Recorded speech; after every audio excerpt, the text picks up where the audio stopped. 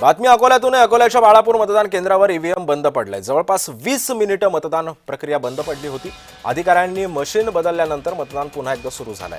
बंद पडलेल्या मशीनवर 12 जणांनी मतदान केलेलं होतं आणि याच पार्श्वभूमीवरती सध्या हा घोळ निवडणूक प्रक्रियेमध्ये अडथळा ठरणार होता।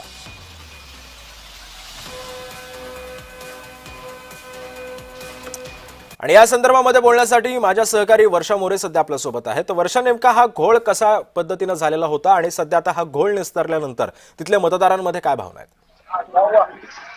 नक्कीच सिद्धेश, सकाळपासून जे आहे 7:30 वाजतापासून मतदानाला सुरुवात झाली होती आणि नंतरच अचानक प्रभाग 5 क्रमांक मधील जे बूथ आहे त्यावरील एक बूथ क्रमांक 1 वर जे आहे ईव्हीएम मशीन बंद पडल्याची माहिती आपल्यापर्यंत पोहोचली। नंतर आम्ही तात्काळ तिथे गेल्यानंतर जे आहे ते मतदान थांबल्याचं चित्र होतं आणि 20 मिनिटं जवळपास अर्धा तास हे मतदान जे आहे त्या ठिकाणचं बंद होतं आणि त्यानंतर लगेच तात्काळ ईव्हीएम मशीन सुद्धा बदलण्यात आली होती।